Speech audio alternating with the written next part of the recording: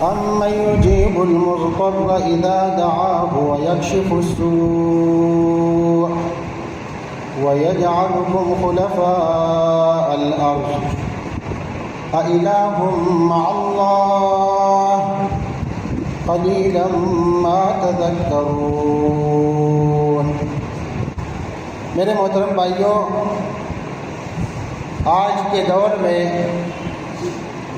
جب دوائیاں، لیبارٹریاں، ہسپتال اور علاج کے ہزاروں طریقے موجود ہیں، پھر بھی شفا نہیں ملتی۔ تو کیوں شفا نہیں ملتی؟ اس لیے کہ ہم نے شافی مطلق کو بلا دیا ہے۔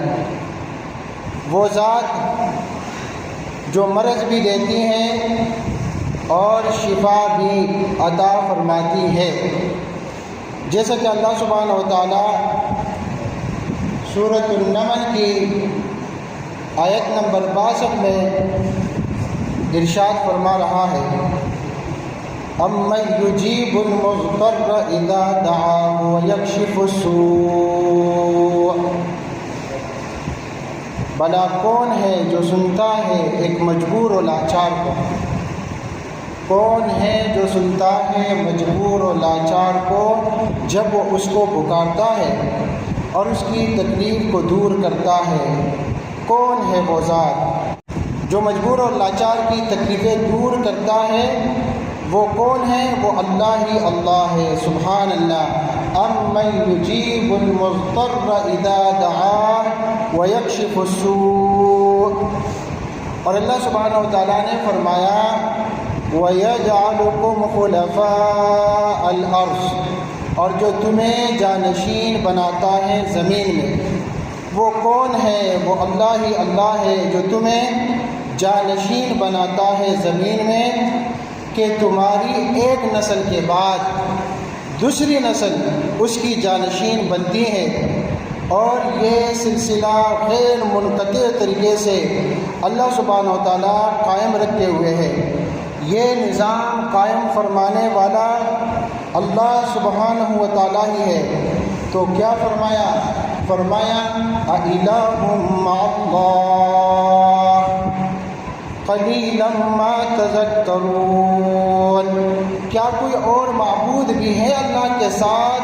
ان کاموں میں شریک ہرگز نہیں، ہرگز نہیں، مگر بہت ہی کم نصیحت ہے جو تم لوگ حاصل کرتے ہو۔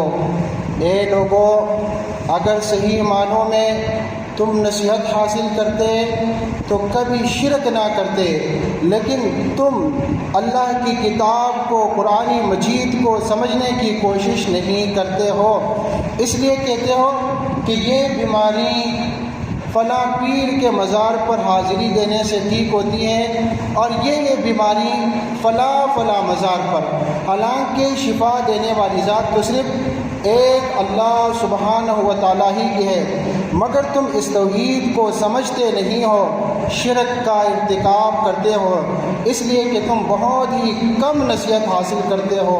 اللہ اکبر اللہ۔ میرے بھائیوں، مجبور و لاچار کی فریاد کون سنتا ہے؟ اللہ سبحانہ و تعالیٰ سنتا ہے۔ مصائب اور تکالیف کون دور کرتا ہے؟ اللہ سبحانہ و تعالیٰ دور کرتا ہے۔ تو بیماروں کو شفا کون دیتا ہے؟ اللہ سبحانہ و تعالیٰ، اللہ ہی اللہ۔ دی وقار سامعین کرام، القرآن اللہ کی کتاب میں ہے وَإِذَا مَرِضْتُ فَهُوَ يَشْفِينِ۔ جب میں بیمار ہو جاتا ہوں تو وہی مجھے شفا عطا کرتا ہے۔ یہی تو ہے اصل یقین توحید، کہ دوا اثر نہیں کرتی جب تک دوا دینے والا رب نہ چاہے۔ طبیب کامیاب نہیں ہوتا، ڈاکٹرز کامیاب نہیں ہوتے جب تک شفا دینے والا اللہ مدد نہ فرمائے۔ حضرت ابراہیم علیہ السلام نے کیا فرمایا؟ فرمایا وَإِذَا مَرِضْتُ فَهُوَ يَشْفِينِ۔ ابراہیم علیہ السلام نے کہا جب بھی میں بیمار ہو جاتا ہوں تو وہی مجھے شفا عطا کرتا ہے۔ شفا اللہ کی طرف سے ہوتی ہے۔ اے مشرکو، جو تم کہتے ہو کہ فلاں مزار پر فلاں فلاں آستانے پر حاضری دینے سے شفائیں ملتی ہیں، اس طرح نہیں ہے، اللہ ہی مجھے شفا عطا کرتا ہے۔ سبحان اللہ، یہ ہے ایمان ابراہیمی کہ بیماری میں بھی نظر دوا پر نہیں اللہ ہی پر ہوتی ہے۔ میرے بھائیوں، یاد کرو وہ لڑکا، یاد کرو وہ جوان، وہ بچہ جسے بادشاہ نے جادو سیکھنے کے لیے جادوگر کے پاس بھیجا تھا، مگر راستے میں وہ راہب سے توحید سیکھنے لگا، اللہ نے اس کی دعا میں اثر دیا، نابینا شخص بینا ہو گیا۔ جب بادشاہ نے پوچھا کیا تو شفا دیتا ہے تو اس نوجوان نے کیا کہا؟ نوجوان نے کہا انا لا اشفی احدا انما الشفاء من اللہ، میں کسی کو شفا نہیں دیتا، شفا تو اللہ ہی دیتا ہے، شفا تو اللہ ہی دیتا ہے۔ دیکھو اس کی دعا سے ایک نابینا بینا ہو گیا تھا، جس کی آنکھوں میں نظر نہ تھی اس کی آنکھوں میں نظر آ گئی۔ بادشاہ نے کہا، مشرف بادشاہ تھا، کہ تو نے اس کو ٹھیک کر دیا؟ اس نے کہا نہیں، شفا میں نہیں دیتا، انا لا اشفی احدا، میں تو کسی کو بھی شفا نہیں دیتا، انما الشفاء، بے شک جو شفا ہے من اللہ، وہ اللہ کی طرف سے ہی ہوتی ہے۔ اللہ اکبر، یہی ایمان اگر آج ہمارے دلوں میں زندہ ہو جائے تو دوا میں بھی برکت آئے گی۔ دوائیاں ہم کھاتے ہیں یا نہیں میرے بھائیوں؟ آپ لوگوں میں سے کون ہے جو یہ کہے کہ میں دوائیاں تو نہیں کھاتا، میں بیمار ہوتا ہوں تو کوئی دوا نہیں لیتا؟ میرے بھائیوں، آج اگر ہمارے دلوں میں یہ ایمان زندہ ہو جائے تو دوا میں بھی برکت آئے گی اور دعا میں بھی شفا اترے گی۔ میرے محترم بھائیوں، یہ حقیقت یاد رکھو کہ ایک معالج، کون؟ ایک معالج، ایک حکیم، ایک ڈاکٹر کو سب سے پہلے یہ یقین ہونا چاہیے کہ شفا اس کے ہاتھ میں نہیں ہے، وہ تو صرف وسیلہ ہے، ایک ذرہ برابر سبب ہے جسے اللہ تعالیٰ نے اپنے علم کے ایک قطرے سے حصہ عطا فرمایا ہے، وہ علم جس کے ذریعے وہ مرض کو پہچانتا ہے کہ بھائی اس بیمار کی بیماری کیا ہے، اس کا مرض کیا ہے، تشخیص کرتا ہے، اور پھر رب العالمین کی پیدا کردہ جڑی بوٹیوں، پتوں، بیجوں اور قدرتی نعمتوں سے علاج کرتا ہے۔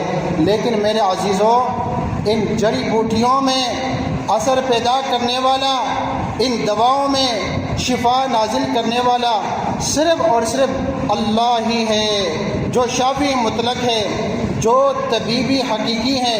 اسی لیے اہل ایمان معالجین نے اپنے ہر نسخے کے آغاز پر یہ الفاظ لکھنے کا رواج بنایا، هو الشافی۔ اور نسخہ لکھتے تو نسخے کے آغاز میں کیا لکھتے ہیں؟ هو الشافی، وہی شفا دینے والا ہے، تاکہ مریض بھی جانے اور معالج بھی یاد رکھے کہ شفا گولی میں نہیں، دوا میں نہیں، شفا صرف اور صرف اللہ سبحانہ و تعالیٰ کے حکم میں ہے۔ کیونکہ جو معالج، جو ڈاکٹر یہ نہیں جانتا، بعض دفعہ وہ تکبر کا شکار ہو جاتا ہے، آپ سے صحیح معنوں میں بات بھی نہیں کرتا۔ آپ کے والد بیمار ہو گئے، کوئی بزرگ بیمار ہو گئے، آپ جا کے ان کو بتاتے ہیں بھائی اس کا یہ مسئلہ ہے، فوراً غصے میں آ جاتے ہیں، صحیح طریقے سے بات بھی نہیں کرتے ہیں۔ تو میرے بھائیوں، شفا ڈاکٹر کے ہاتھ میں نہیں ہے، ڈاکٹر تو ایک ذرہ سا سبب ہے، وسیلہ ہے، اللہ نے اس کو بنایا، اس کو فخر اور تکبر اس پر نہیں کرنا چاہیے۔ اس لیے ہم دیکھتے ہیں کہ ایک ہی مرض میں ایک ہی قسم کی دوا کسی کو شفایاب کر دیتی ہے اور کسی دوسرے کو نہیں کرتی۔ کیوں؟ کیونکہ دوا تو ایک ہے لیکن شفا کا اذن مختلف ہے، یہ اللہ کی طرف سے ملنے والا خاص فیض ہے۔ اے میرے عزیزوں، یہی ہے یقین مومن کہ دوا محض ایک وسیلہ ہے اور شفا دینے والا رب ہے، شفا دینے والا رب ہی مقصد و مرجع ہے۔ میرے محترم بھائیوں، اللہ رب العزت نے انسان کو پیدا فرمایا اور اسی نے بیماری بھی پیدا کی، اسی نے شفا بھی رکھی اور شفا اپنے ہاتھ میں رکھی۔ کسی طبیب، کسی دوا، کسی حکیم، کسی ڈاکٹر کے ہاتھ میں نہیں۔ ایک حدیث آپ لوگوں کو سناتا ہوں۔ سیدنا ابو رمشہ رضی اللہ عنہ فرماتے ہیں، میں اپنے والد کے ساتھ نبی کریم صلی اللہ علیہ وسلم کی خدمت میں حاضر ہوا۔ صحابی کیا فرماتے ہیں کہ میں اپنے والد کے ساتھ، ابو رمشہ فرماتے ہیں کہ میں اپنے والد کے ساتھ دونوں جہاں کے سردار محمد الرسول اللہ صلی اللہ علیہ وسلم کی خدمت میں، میرے والد نے عرض کیا، وہ صحابی کہتے ہیں کہ میرے والد نے عرض کیا، ارنی ھذا الذی بظہرک فانی رجل طبیب۔ کیا کہا کہ یا رسول اللہ صلی اللہ علیہ وسلم، یہ چیز مجھے دکھائیے جو آپ کی پشت مبارک پر ہے، یعنی مہر نبوت جو نبی علیہ الصلوۃ والسلام کی پشت پر تھی، اس کی طرف اشارہ تھا، اور اس کو اس وقت تک مہر نبوت کی حقیقت معلوم نہ تھی، تو وہ یہ سمجھ رہا تھا کہ یہ نشان کسی وجہ سے ہوگا۔ بعض دفعہ کوئی نشان ہوتا ہے، کہتے ہیں بھائی یہ کسی بیماری کی وجہ سے وغیرہ، تو اس نے کہا ارنی ھذا الذی بظہرک فانی رجل طبیب، یا رسول اللہ یہ چیز مجھے دکھائیے جو آپ کی پشت مبارک پر ہے، میں طبیب ہوں۔ کہا میں طبیب ہوں، مطلب کیا تھا کہ میں مطلب یہ تھا کہ میں اس کا علاج کرنا چاہتا ہوں۔ تو نبی کریم صلی اللہ علیہ وسلم نے کیا فرمایا اللہ الطبیب، فرمایا کہ تو طبیب نہیں ہے، اللہ الطبیب بل انت رجل رفیق طبیبها الذی خلقها، اللہ تعالیٰ ہی طبیب ہے، تو صرف نرمی کرنے والے ہو، اس کا حقیقی طبیب تو وہی ہے جس نے اسے پیدا کیا۔ یہ مسند ابو داؤد اور مسند احمد میں حدیث ہے، اور اس کی سند بالکل صحیح ہے۔ سبحان اللہ، نبی صلی اللہ علیہ وسلم نے اس حدیث میں واضح کر دیا کہ اصل شفا، اصل علاج، اصل تدبیر وہ اللہ کے ہاتھ میں ہے۔ ہم میں سے کوئی بھی چاہے وہ کتنا ہی بڑا ڈاکٹر ہو، کتنا ہی تجربہ کار حکیم ہو، صرف وسیلہ ہے، سبب ہے، اور سبب بھی اسی کے حکم سے چلتا ہے۔ میرے بھائیوں، آج انسان نے اپنے علم پر غرور کیا، آج انسان نے مشینوں پر بھروسہ کر دیا، حالانکہ نبی صلی اللہ علیہ وسلم فرما چکے اللہ ہی طبیب ہے۔ تو پھر بندے کا کام کیا ہے؟ حکیم کا کام کیا ہے؟ پھر ڈاکٹر کا کام کیا ہے؟ کیا آپ اس کو اپنی بیماری بتاتے ہیں، وہ آگے سے غصہ کرتا ہے، تکبر کرتا ہے؟ حکیم کا کام، ڈاکٹر کا کام نرمی ہے، خیرخواہی ہے، علاج میں احسان ہے، آسانی ہے۔ شفا تو اللہ کی طرف سے آئے گی، پھر وہ کیوں غرور کرتا ہے میرے پاس اتنے مریض صحتیاب ہوئے اور یہ ہوئے وہ ہوئے؟ میرے بھائیوں، دل میں یہ یقین کہ شفا اللہ ہی کے اذن سے اترتی ہیں، تو لہٰذا حکیموں، ڈاکٹروں کو چاہیے کہ تکبر نہ کرے، بلکہ مریضوں سے نرمی سے بات کرے، پیار سے، محبت سے بات کرے۔ جب بھی دوا کسی مریض کو دے، جب بھی علاج کرے، تو زبان سے کیا کہیں؟ ہمارا اسلام ہمیں کیا سکھاتا ہے؟ وہ یہ کہے کہ اللہ هو الشافی، شفا دینے والا وہی ہے، میں نہیں ہوں۔ اور جب بھی کوئی بیمار ہو جائے تو سب سے پہلے وَإِذَا مَرِضْتُ فَهُوَ يَشْفِينِ، وَإِذَا مَرِضْتُ فَهُوَ يَشْفِينِ پر یقین رکھے، جب بھی میں بیمار ہوتا ہوں تو وہی اللہ ہی مجھے شفا دیتا ہے۔ یہ سورۃ الشعراء کی آیت نمبر 80 ہے۔ اللہ ہی شافی ہیں، دوا میں سبب ہے۔ میرے محترم بھائیوں، اسلام ہمارا دین ایک کامل اور متوازن دین ہے۔ یہ ہمیں بیماری کا انکار نہیں سکھاتا، بلکہ علاج کا حکم دیتا ہے، لیکن ساتھ ہی یہ عقیدہ ہمارے دلوں میں بٹھاتا ہے کہ دوا، انجیکشن شفا نہیں دیتی، صرف شفا جو ہے وہ اللہ رب العالمین کے اذن سے، اللہ کے حکم سے ملتی ہیں۔ اسی لیے رسول اللہ صلی اللہ علیہ وسلم نے فرمایا، ہمارے اور آپ کے پیارے پیغمبر محمد الرسول اللہ صلی اللہ علیہ وسلم نے فرمایا، کیا فرمایا لِكُلِّ دَاءٍ دَوَاءٌ، لِكُلِّ دَاءٍ دَوَاءٌ فَإِذَا أُصِيبَ دَوَاءُ الدَّاءِ بَرَأَ بِإِذْنِ اللَّهِ عَزَّ وَجَلَّ۔ اس کا ترجمہ ہے، ہر بیماری کی دوا موجود ہے، جب بیماری کے مطابق صحیح دوا تجویز کی جائے تو اللہ عز و جل کے حکم سے شفا مل جاتی ہیں۔ یہ صحیح مسلم کی حدیث ہے، حدیث نمبر 2204۔ دیکھیے، ہمارے اور آپ کے پیارے پیغمبر محمد الرسول اللہ صلی اللہ علیہ وسلم نے یہ نہیں فرمایا کہ دوا شفا دے دیتی ہیں، بلکہ فرمایا بِإِذْنِ اللہ، یعنی شفا اللہ کے اذن سے ملتی ہے۔ یہی وہ ایمان کی جڑ ہے جو مومن کے دل میں یقین کی روشنی جگاتی ہے۔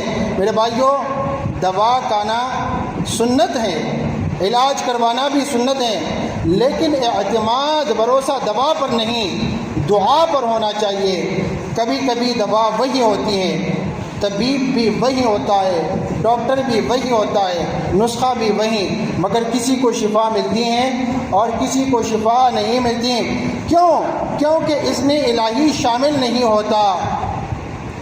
اس لیے نبی اکرم صلی اللہ علیہ وسلم نے ہم سب کو بیماری میں صرف دوا نہیں بلکہ دعا بھی سکھائی ہے، تاکہ بندہ یاد رکھے کہ اصل شافی، اصل طبیب، اصل مددگار صرف ایک اللہ ہے۔ میرے محترم بھائیوں، ہم دوا لے، علاج کریں، لیکن یقین ہمارا ہمیشہ اللہ هو الشافی، اللہ هو الشافی، اللہ ہی شفا دینے والا ہے، اس پر ہو۔ جب زبان سے یہ الفاظ نکلتے ہیں اور دل میں اس پر یقین ہوتا ہے تو دوا میں بھی اثر پیدا ہوتا ہے اور شفا پھر انسان کے پاس خود چل کر آتی ہے۔ محترم سامعین اکرام، اسلام ہمارا دین یہ دین فطرت ہے، اور یہی دین ہمیں زندگی کے ہر پہلو میں، یہ دین ہمیں زندگی کے ہر پہلو میں رہنمائی عطا کرتا ہے۔ جب کوئی بیمار ہوتا ہے تو ہمارا دین یہ نہیں کہتا کہ علاج نہ کرو، بلکہ نبی اکرم صلی اللہ علیہ وسلم نے خود ہمیں علاج کی ترغیب دی۔ چنانچہ حضرت جابر رضی اللہ تعالیٰ عنہ روایت کرتے ہیں کہ رسول اللہ صلی اللہ علیہ وسلم ایک بیمار کی عیادت کے لیے تشریف لے گئے۔ کوئی بیمار ہوتا ہے تو اس کی عیادت کے لیے جانا چاہیے نہیں؟ دیکھو، یہ جو موضوع ہیں اگر آپ صحیح معنوں میں سمجھیں تو آپ پر یہ بات بالکل واضح ہو جائے گی کہ اسلام کا زیادہ حصہ یہ طب میں ہے۔ بیمار کی عیادت کے لیے جانا کیا ہے؟ اسلام کا حکم ہے۔ میرے بھائیوں، رسول اللہ صلی اللہ علیہ وسلم ایک بیمار کی عیادت کے لیے تشریف لے گئے، اللہ کے رسول صلی اللہ علیہ وسلم۔ تو وہاں جا کے کیا فرمایا تم لوگ طبیب کو کیوں نہیں بلاتے ہو؟ طبیب کو کیوں نہیں بلاتے ہو؟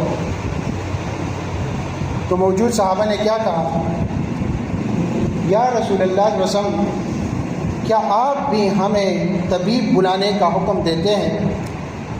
تو آپ صلی اللہ علیہ وسلم نے فرمایا، اللہ تعالیٰ نے جو بھی بیماری نازل فرمائی ہے اس کی دوا بھی نازل فرمائی ہے، لہٰذا تم طبیب کو بلاؤ۔ مطلب خلاصہ یہ ہے کہ اگر اس کی دوا بیماری کے موافق نکل آئے گی تو اس کو اللہ رب العالمین شفا دے دے گا۔ یہ صحیح مسند احمد میں حدیث ہے، اس کی سند بھی بالکل صحیح ہے۔ میرے بھائیوں، کتنی واضح تعلیم ہے کہ علاج کرنا ایمان کے منافی نہیں ہے، بلکہ یہ کیا ہے؟ سنت نبوی صلی اللہ علیہ وسلم ہے۔ یہی وجہ ہے کہ خود نبی صلی اللہ علیہ وسلم نے بھی علاج کروایا اور دوسروں کا علاج بھی کروایا۔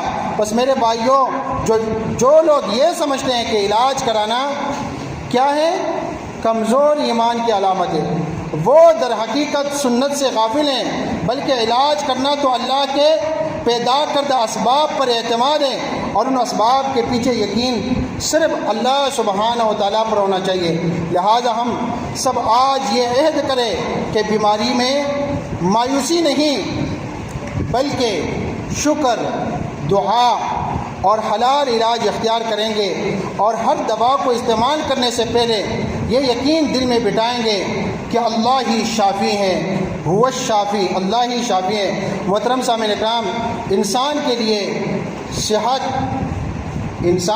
صحت ایک عظیم نعمت ہے، یہ اللہ تعالیٰ کا انعام ہے جس کی قدر اکثر لوگ تب کرتے ہیں جب یہ نعمت چھن جاتی ہے۔ اسلام نے ہمیں یہ نہیں سکھایا کہ بیماری آئے تو بس بیٹھے رہو، توکل کرو۔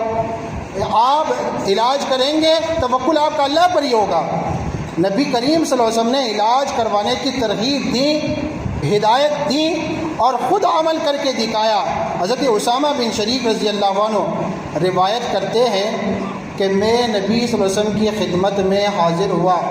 کون کہتے ہیں؟ اسامہ بن شریک رضی اللہ تعالیٰ عنہ کہ میں نبی کریم صلی اللہ علیہ وسلم کی خدمت میں حاضر ہوا۔ میں نے دیکھا کہ صحابہ کرام رضی اللہ عنہم اجمعین آج رسم کے ارد گرد ایسے ادب و خاموشی سے بیٹھے تھے جیسے پرندے کسی کے سر پر بیٹھے ہوں۔ اسی دوران کچھ بدوی لوگ آئے اور عرض کیا، یا رسول اللہ کیا ہم دوا کریں؟ تو نبی صلی اللہ علیہ وسلم نے فرمایا تداووا۔ نبی صلی اللہ علیہ وسلم نے کیا فرمایا؟ تداووا فإن اللہ لم یضع داء الا وضع له دواء غیر داء واحد الحرم۔ یہ ابو داؤد کی حدیث ہے کہ نبی صلی اللہ علیہ وسلم نے ان لوگوں سے کہا کہ دوا کیا کرو، بے شک اللہ نے کوئی بیماری نہیں اتاری مگر اس کی دوا بھی پیدا کی سوائے ایک بیماری کے، اور وہ بیماری کیا ہے؟ کہا کہ بڑھاپا، کہ بوڑھا شخص پھر جوان نہیں ہوتا۔ تو میرے بھائیوں، کیا عظیم پیغام ہے کہ دوا کرنا توکل کے خلاف نہیں بلکہ ایمان کا حصہ ہے۔ جس طرح بھوک لگے تو کھانا اللہ کی نعمت ہے، اور پھر کھانے کے بعد الحمدللہ دعا پڑھتے ہیں، اللہ تعالیٰ کا شکر ادا کرتے ہیں، اسی طرح بیماری میں دوا کرنا بھی اللہ کے بنائے ہوئے اسباب پر ایمان ہے۔ یہ ایمان کی کمزوری نہیں بلکہ اللہ کی عطا پر یقین کا مظہر ہے کہ اللہ سبحانہ و تعالیٰ نے ان جڑی بوٹیوں میں جو زمین سے اللہ رب العالمین اگاتا ہے بیماروں کے لیے شفا عطا کیا ہے۔ اللہ رب العالمین سے دعا ہے کہ اللہ رب العالمین جو لوگ بیمار ہیں ان کو شفا کاملہ عاجلہ عطا فرمائیں۔ اللہ تو ہی شافی ہیں، تو ہی کافی ہیں، ہمیں یقین کامل عطا فرما، ہمارے ہاتھوں میں، ہمارے علم میں، ہمارے علاج میں اپنی برکت ڈال دے۔ جو ہمارے بیمار ہیں تمام بیماروں کو شفا کاملہ عاجلہ عطا فرما۔ اے اللہ ہمیں وہ یقین دے جو حضرت ابراہیم علیہ السلام کے دل میں تھا، وَإِذَا مَرِضْتُ فَهُوَ يَشْفِينِ، اور وہ ایمان دے جو اس راہب کے شاگرد کے سینے میں تھا۔ اے شافی مطلق ہمارے گھروں کو، جسموں کو، دلوں کو، ہمارے معاشرے کو ایمان و صحت کی روشنی سے بھر دے۔ آمین ثم آمین برحمتک یا ارحم الراحمین۔